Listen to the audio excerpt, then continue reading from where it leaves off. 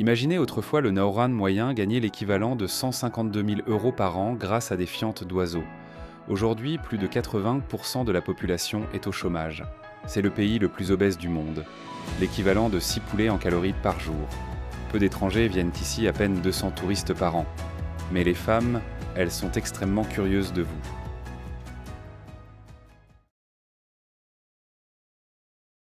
En 1975, le Nauruan moyen gagnait l'équivalent de 152 000 euros par an. C'est plus du triple de ce que gagnaient les Américains à l'époque. Et cet argent, il provenait des fientes d'oiseaux. Pendant des siècles, les oiseaux marins ont niché sur toute l'île, la recouvrant d'une épaisse couche de phosphate blanc, l'or des engrais naturels. Le monde en avait besoin. Nauru l'a vendu. Et les profits étaient indécents. Des yachts dans le port, des voyages en première classe vers l'Australie. La gratuité des soins de santé. Pas d'impôts. Imaginez un conseil municipal qui gère soudainement un boom pétrolier. Eux, ils ont dû gérer un pays entier. La richesse coulait à flot. Mais presque rien n'a été investi pour l'avenir. Pas d'économie diversifiée, pas d'industrie de secours, juste des aides gouvernementales, des dépenses somptueuses et une confiance aveugle dans le fait que l'argent durerait éternellement. À la fin des années 1990, c'était fini. Mais avant d'en arriver là, que feriez-vous si votre pays devenait riche du jour au lendemain? Vous le dépenseriez, vous l'épargneriez, vous vous échapperiez? Dites-le nous dans les commentaires.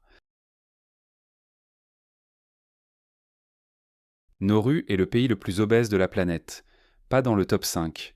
Pas dans le top 3. Numéro 1. En moyenne, un homme consomme l'équivalent en calories de 6 poulets entiers par jour. À l'époque où Nauru était riche, immensément riche, grâce à l'extraction de phosphate, il n'était pas nécessaire de cultiver de la nourriture localement. Mais quand l'argent s'est tari, les infrastructures n'existaient pas. Pas d'agriculture, pas de flotte de pêche, juste des conteneurs remplis de calories bon marché et de longues conservations viande en conserve nouilles instantanées, boissons sucrées. La nourriture est devenue un réconfort, une culture, une identité, et elle les tue à petit feu. Environ un adulte sur 3 souffre de diabète de type 2. Les maladies cardiaques sont courantes. L'espérance de vie est courte. Avec un taux de chômage avoisinant les 80% et presque aucune option d'aliments frais, beaucoup se tournent vers ce qui est disponible, ce qui est abordable. Des plats préparés, des encas salés, du sucre partout. Il n'y a pas de culture du fitness ici. Pas de mouvement de bien-être, pas de bar à smoothie ou de salle de crossfit sur la plage. Les Américains s'inquiètent de prendre quelques kilos. Les Nauruans vivent avec les séquelles d'un système qui leur a donné la richesse. Ici, la corpulence peut être synonyme de prospérité. Une silhouette généreuse, un signe d'abondance.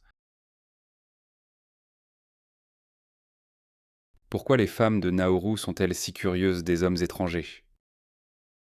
C'est un endroit tropical et magnifique, oui. Mais c'est aussi un environnement terriblement limité. Il y a peu de travail. Les problèmes de santé sont fréquents. Beaucoup d'hommes locaux partent pour trouver du travail à l'étranger. Les femmes restent s'occupant de la famille, gérant le foyer et aspirant silencieusement à une vie au-delà du récif corallien. Mais ne vous méprenez pas, il ne s'agit pas de désespoir. Les femmes nauruanes sont fières, fortes, enracinées dans des traditions anciennes et un héritage mixte qui s'étend de la Micronésie à l'Australie coloniale. Leur beauté est complexe, une peau hâlée par le soleil, des yeux d'un brun profond, mais plus que cela, c'est leur franchise émotionnelle qui vous saisit. Et oui, beaucoup parlent anglais, oui, beaucoup sont romantiquement curieuses, mais non, vous n'êtes pas là pour sauver qui que ce soit. À leurs yeux, vous n'êtes pas un prince, vous êtes un passeport, un portail, une chance de comprendre et peut-être de s'échapper. Mais la plupart des gens ne viendront jamais à Nauru. Avant de vous donner la réponse, n'oubliez pas de nous soutenir en aimant la vidéo, en vous abonnant à notre chaîne et en activant les notifications. Alors que Paris accueille plus de 20 000 touristes par jour, Nauru en voit peut-être 200 par an. Même dans ces années les plus fastes, ce chiffre dépasse à peine les 1000. Alors pourquoi l'île est-elle si délaissée?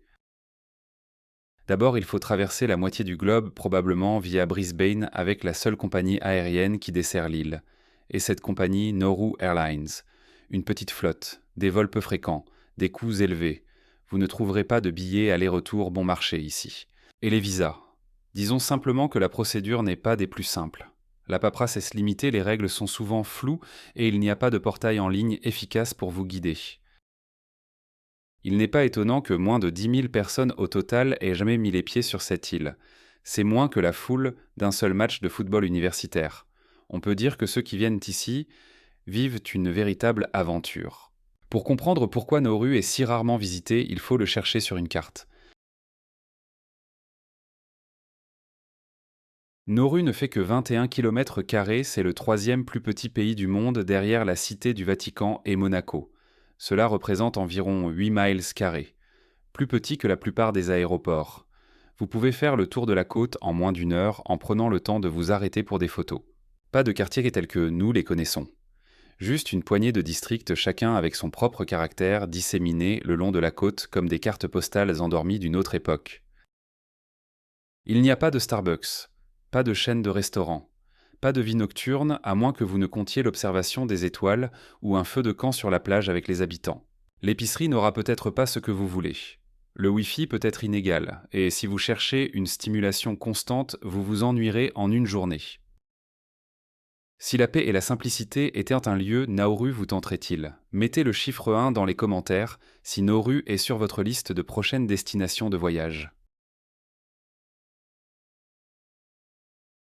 Une des particularités de Nauru est qu'il n'y a pas d'impôt sur le revenu des personnes physiques.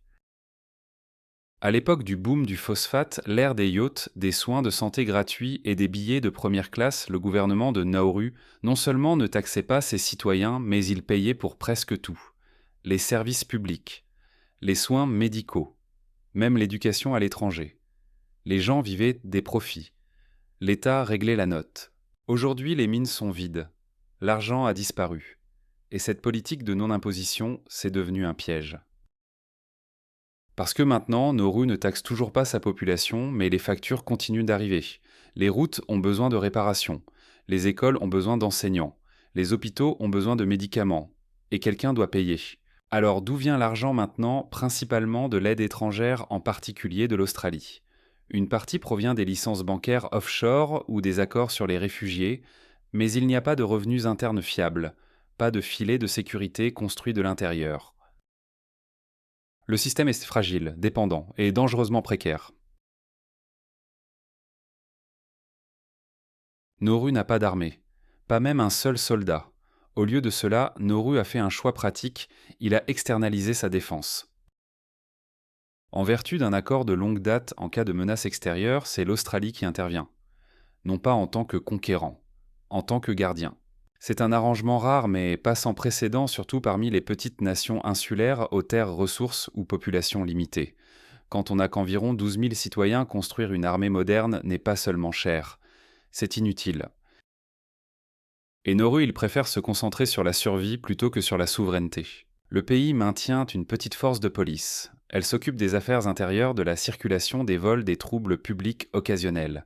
Mais la sécurité internationale, ce n'est pas leur fardeau.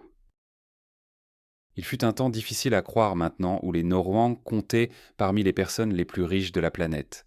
Mais pourquoi tout s'est-il effondré?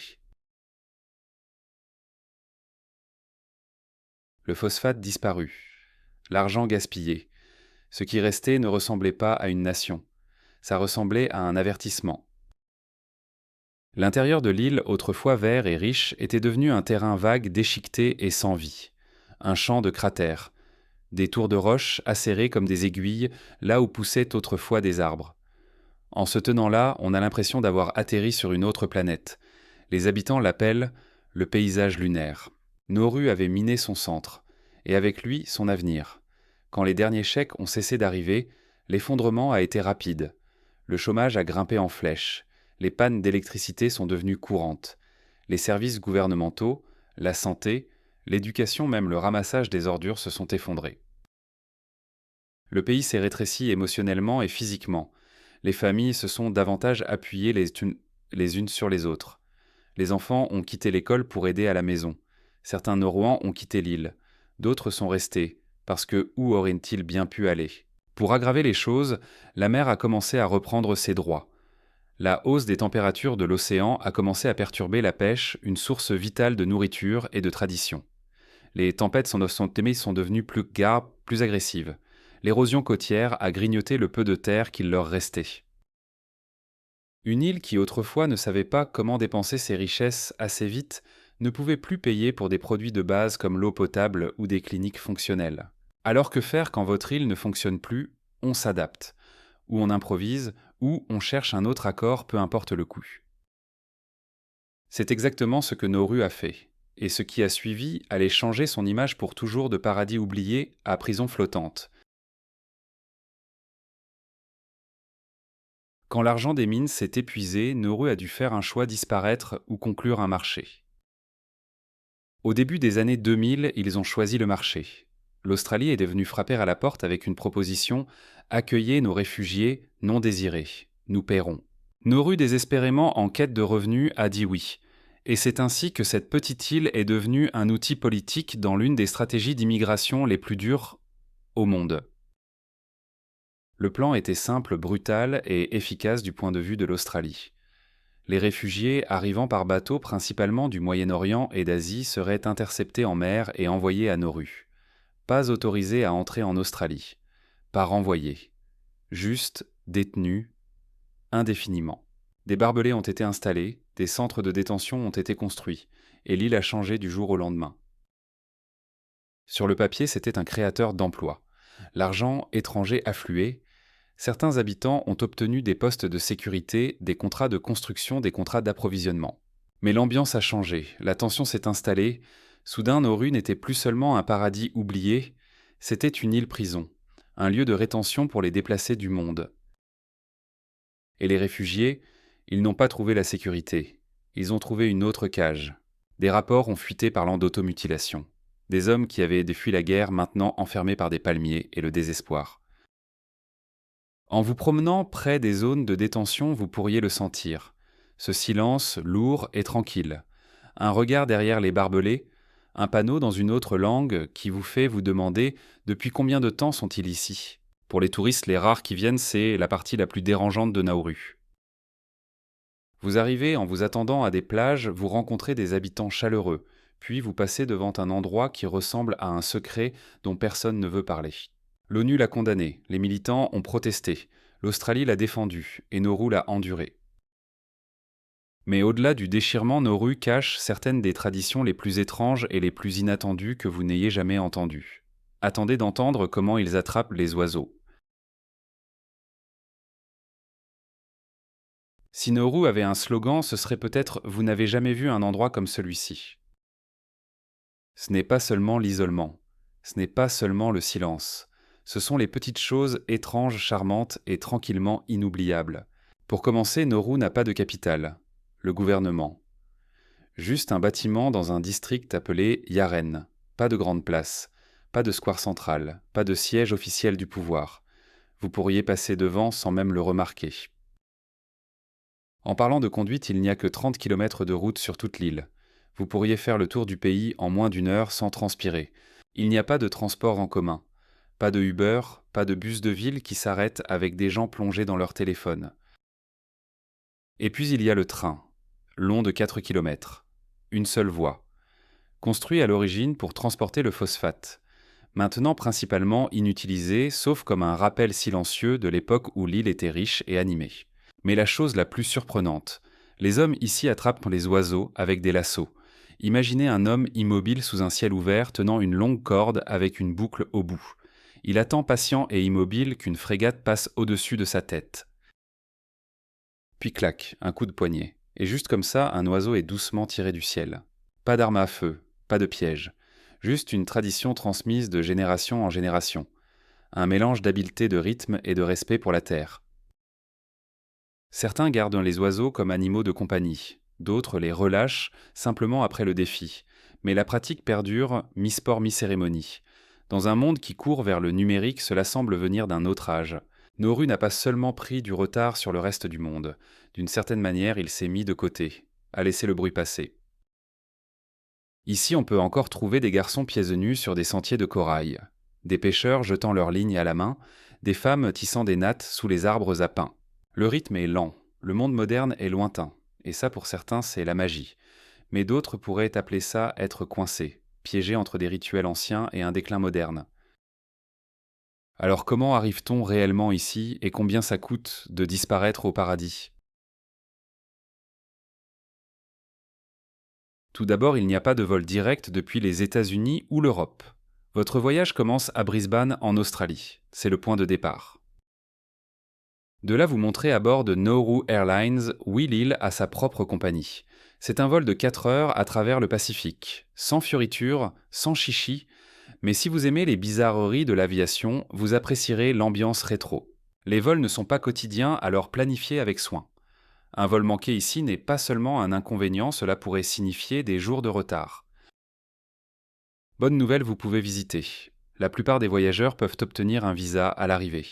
15 jours, coût environ 28 €, 50 dollars australiens. Mais vérifiez toujours. Les règles de visa pour Nauru peuvent changer discrètement et les informations en ligne sont souvent obsolètes ou vagues. Avant de partir, envoyez un email à leur consulat ou consultez les sources officielles. Nauru n'est pas bon marché, mais ce n'est pas non plus scandaleux. Un café. Environ 2,80 €, 5 dollars australiens. Une chambre d'hôtel de milieu de gamme vous coûtera environ 67 €, 120 dollars australiens. Et une bière fraîche. Attendez-vous à payer environ 2,25 €, 4 dollars australiens. Rappelez-vous, presque tout est importé. Il n'y a pas de chaîne de restauration rapide, pas de grande surface. Ce qui est disponible est basique et parfois étonnamment cher. Se déplacer. C'est la partie facile. Il n'y a qu'une seule route principale et elle fait le tour de l'île. Pas besoin de GPS. Louez une voiture ou une moto sur place. Les stations-service sont rares mais fonctionnelles. Et comme tout le pays tient dans la paume de votre main métaphoriquement, vous ne vous perdrez jamais longtemps. Il n'y a pas de transports en commun. Pas de taxi à chaque coin de rue. Soit vous conduisez vous-même, soit vous demandez à un habitant sympathique de vous prendre en stop, ce qui, pour être honnête, mène souvent à de belles conversations. Nauru se trouve juste au sud de l'équateur. Les températures oscillent entre 28 et 32 degrés Celsius toute l'année. Attendez-vous à une chaleur tropicale des après-midi moites et du sel dans l'air. Emportez des vêtements légers, respirants et préparez-vous à transpirer. Nauru ne déroulera pas le tapis rouge, pas de panneaux de bienvenue, pas de visites organisées, mais c'est peut-être ça sa beauté. Si vous vous inquiétez de la barrière de la langue à Nauru, ne vous en faites pas. L'anglais est parlé presque partout. La langue officielle de l'île est le Noran. C'est une langue micronésienne rare, unique à l'île et profondément liée à ses racines culturelles. Vous l'entendrez parler dans les foyers entre les aînés lors des cérémonies traditionnelles. Mais l'anglais, c'est la langue des affaires de l'éducation et de presque tout le reste. Entrez dans un magasin, discutez avec un enseignant, demandez votre chemin, c'est presque toujours en anglais. Les enfants l'apprennent à l'école. Les documents gouvernementaux l'utilisent. Même les conversations informelles avec les habitants mélangent souvent les deux langues de manière transparente. Pourquoi? À cause de la géographie et de l'histoire. Nauru a des liens étroits avec l'Australie. Ils utilisent le dollar australien. Ils dépendent des médias de l'aide et des infrastructures australiennes. Et en retour, ils ont appris la langue avec aisance et naturel. Cela facilite les choses pour les voyageurs. Vous pouvez poser des questions plaisantées et même avoir des conversations plus profondes sans interprète. C'est l'un des rares endroits du Pacifique où vous pouvez descendre de l'avion et vous sentir linguistiquement chez vous, du moins en surface. Pourtant, la langue nauruane a son importance. Elle est petite, fragile, parlée par peut-être 6 000 à 8 000 personnes dans le monde, et cela inclut toute la population du pays. Alors quand vous êtes ici, ne soyez pas surpris si quelqu'un passe au nauruan en pleine conversation, pas pour être impoli, mais pour rester connecté à quelque chose de plus ancien que les cartes coloniales et les formulaires d'immigration. Apprendre quelques phrases en nauruan pourrait même vous valoir des sourires et du respect.